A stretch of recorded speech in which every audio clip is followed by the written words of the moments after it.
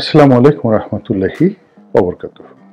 সম্মানিত দর্শক, বাংলাদেশকে একটি ব্যর্থ রাষ্ট্রে পরিণত করার জন্য দেশি এবং বিদেশি যারা শক্তি সমূহ রয়েছেন, তারা বহুদিন ধরে যে চক্রান্ত চালিয়ে আসছিলেন, সেই চক্রান্ত বাস্তবায়ন করার জন্য 2024 সনের এই ডিসেম্বর মাসের শেষ সপ্তাহটি মনে হচ্ছে তাদের কাছে মাহেন্দ্রক্ষণ।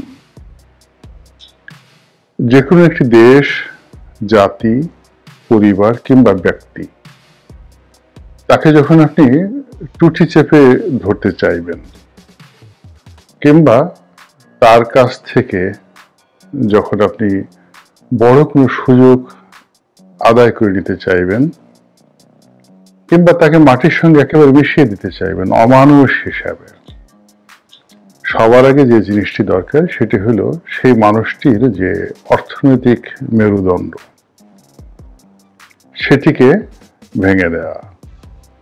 কোনো মানুষ যদি দারিদ্রতার কবলে পড়ে, তার পেটে যদি ভাত না থাকে, গায়ে যদি বস্ত্র না থাকে, তাহলে তিনি নারী হন কিংবা পুরুষ হন, এটি কোনো বিষয় নয়।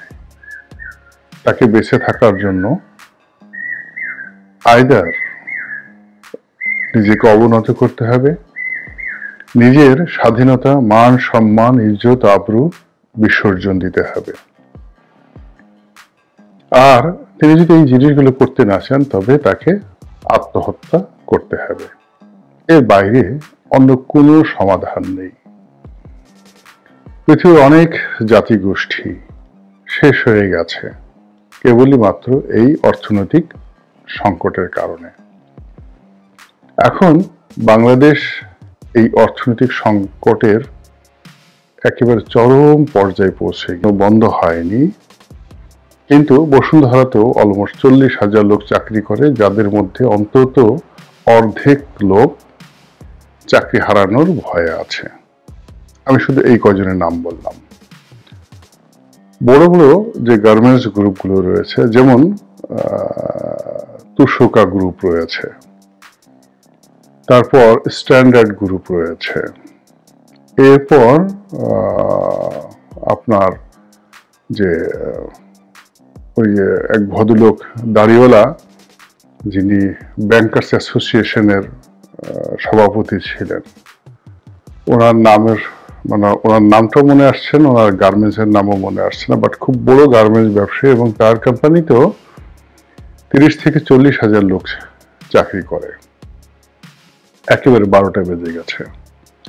শুধুমাত্র গার্মেন্টস সেক্টরে যদি এই গত 4 মাসে 2 লাখ লোকের কর্মসংস্থান বন্ধ হয়, চাকরিচ্যুতি ঘটে, আমি তো 2 লাখ কম বললাম, এটা আরো বেশি হবে। আর গার্মেন্টসের বাইরে যদি ধরেন আরো 2 লাখ, 4 লাখ লোক শুধু বৃহত্তর শিল্প খাতে চাকরি হারিয়েছে। 4 লাখের সঙ্গে যদি 4 জন লোক করে ধরেন, 16 লাখ লোক এই মুহূর্তে চাকরি বাকরিহীন অবস্থায় পড়েছে। আর বাকি যে গার্মেন্টস গুলো, বড় বড় শিল্প কলকারখানাগুলো ধুক ধুক করে চলছে, বাট যে কোনো সময় বন্ধ হয়ে যেতে পারে, এদের সংখ্যা আরো অনেক বেশি আছে।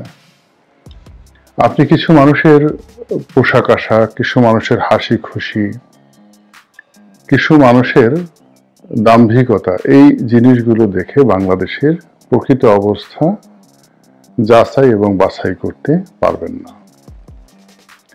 আমাদের দেশে যে ক্ষুদ্র প্রান্তিক ব্যবসাগুলো চলছে, সেই ব্যবসা, তার সঙ্গে সঙ্গে আমাদের দেশের যে অর্থনীতির ব্যাকবোন, বড় বড় শিল্প কলকারখানা, সেখানে গিয়ে আপনি দেখবেন যে স্পষ্টতই কান্নার রোল পড়ে গেছে। খুব বেশি কিছু বলার দরকার নেই, ধরুন আমি 10টি উদাহরণ দিই, জাস্ট 10টি। আওয়ামী লীগের যে সকল শিল্পপতি ছিলেন এই গত 4 মাসে, 1 নম্বরে ধরুন গাজী গোলাম দস্তগীর, মানে গাজী ট্যাঙ্কের মালিক, তার শিল্প কলকারখানা পুড়ে ছারখার হয়ে তছনছ হয়ে গিয়েছে এবং তার শুধুমাত্র একটা শিল্প কলকারখানাতেই 20,000 লোক চাকরি হারিয়েছে, একদম পুড়ে ছারখার হয়ে গেছে। অন্যান্য তার যে কোম্পানিগুলো যেটি ধরেন 30,000 লোক। বেক্সিমকো যদি ধরেন 2 নম্বরে, সেখানে 60,000 লোক, 30 আর 60 90,000 লোক। যদি আপনি এস আলম গ্রুপ ধরেন সেখানেও 50,000 লোক। তারপর আপনি যদি বসুন্ধরার কোন গ্রুপ, এখন ব্যবসা বাণিজ্য নয়, আরো অনেক ক্ষেত্রে অর্থনীতির যে দুরবস্থা, সেটা অবশ্যই গত 15 বছরে ধীরে ধীরে শেখ হাসিনার কারণে হয়েছে, এতে কোনো সন্দেহ নেই। তারা বিএনপিকে শেষ করতে গিয়ে বিএনপির ব্যবসা প্রতিষ্ঠানকে শেষ করেছে, জামাতের ব্যবসা প্রতিষ্ঠানকে আওয়ামী লীগ শেষ করেছে, আবার এখন প্রকৃতির অমোঘ নিয়মে আওয়ামী লীগের লোকদের যে ব্যবসা প্রতিষ্ঠান সেইগুলো শেষ হয়ে যাচ্ছে, ইনক্লুডিং ব্যাংক এবং বীমা।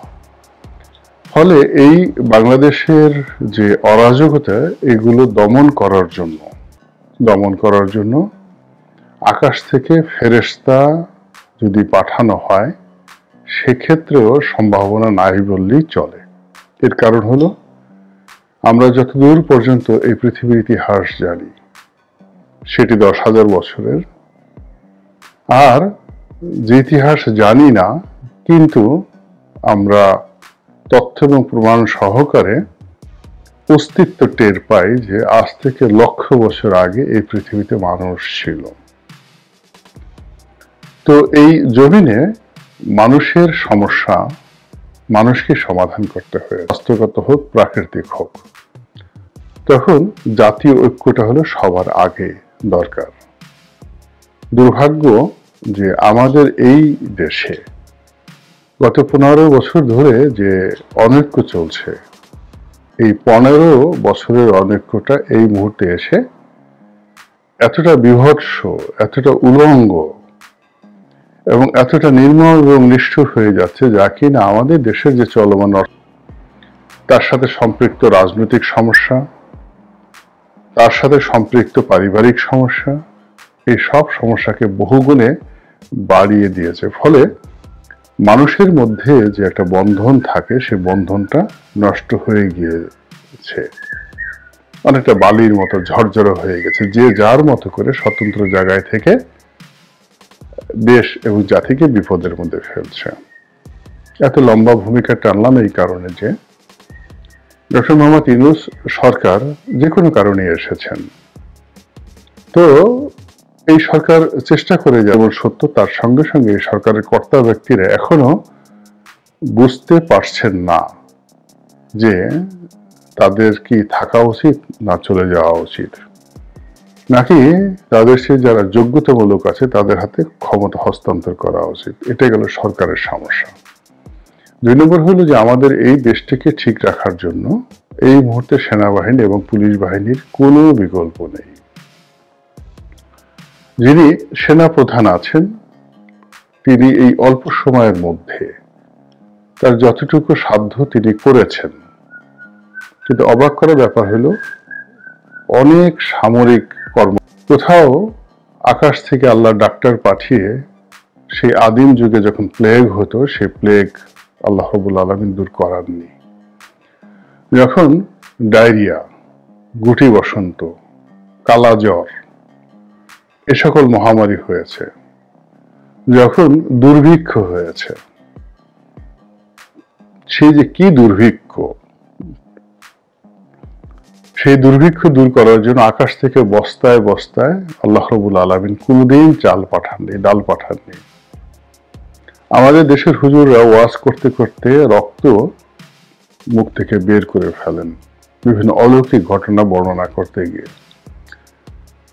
তারা জানেন কিন্তু বলেন না, সেটি হলো হযরত উমর রাদিয়াল্লাহু তাআলা আনহু যখন খলিফাতুল মুসলিমিন, তখন মোরাললেস আপনি জানুয়ারি এবং ফেব্রুয়ারি মাসের মধ্যে অ্যাট লিস্ট